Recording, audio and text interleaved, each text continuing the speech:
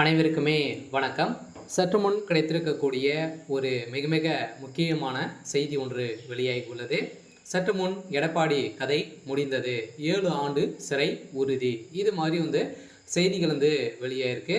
So Edappadi Palaniswami அவர்கள் பார்த்தீங்கன்னா அதிமுகவுடைய பொதுச் செயலாளராக தேர்வு செய்யப்பட்ட விவகாரத்தின் அடிப்படையில் இபிஎஸ் மனுவை பார்த்தீங்கன்னா இப்போ அதிரடியாக நேற்று நடந்த விவகாரத்தின் அடிப்படையில் எடப்பாடியுடைய கதை ஒட்டுமொத்தமாக முடிஞ்சிருக்கு. இதை பற்றி இந்த வீடியோவில் நம்ம முழுமையாக பார்க்கலாம். அதுக்கு முன்னாடி நம்ம சேனலுக்கு இப்போ தான் நீங்கள் முதல் முறையாக வந்திருக்கீங்க அப்படின்னா மறக்காமல் நம்மளுடைய சேனலை சப்ஸ்கிரைப் பண்ணி சப்போர்ட் பண்ணுங்கள். வாங்க வீடியோக்குள்ளே போகலாம்.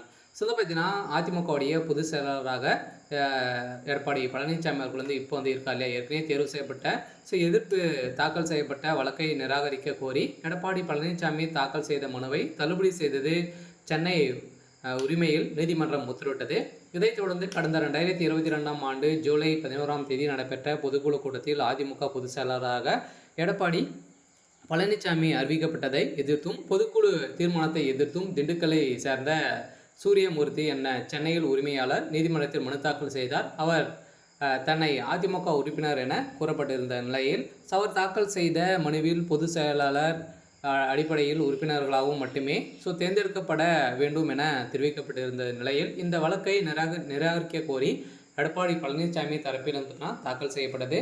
இந்த தாக்கல் செய்யப்பட்ட மனுவில் சூரியமூர்த்தி அதிமுக உறுப்பினரே அல்ல எனவும் உறுப்பினராக இல்லாத சூரியமூர்த்தி கட்சி செயல்பாடு குறித்து கேள்வி எழுப்ப முடியாது எனவும் தெரிவிக்கப்பட்டிருந்த நிலையில் இந்த வழக்கை விசாரிக்க 4வது உதவியாளர் நீதிமன்ற நீதிபதி சிவசக்திவேல் கண்ணன் கட்சி விதிப்படி பொது செயலாளர் கட்சியில் அடிப்படை உறுப்பினரால் தேர்வு செய்யப்பட வேண்டும் என உத்தரவிட்டிருக்கக்கூடிய நிலையில் தான் இப்போ அதிரடியாக வருகின்ற சட்டமன்ற தேர்தல் நெருங்கி வரும் நிலையெல்லாம் எடப்பாடியுடைய கதை முடிக்கக்கூடிய அளவிற்கு இவர் மீது பார்த்தீங்கன்னா நிறைய புகார்கள் குவிந்திருக்கு இல்லையா. புகுந்த ஏற்கனவே பார்த்தீங்கன்னா அதிமுக சல்லியாக தான் ஓய்ந்திருக்கு.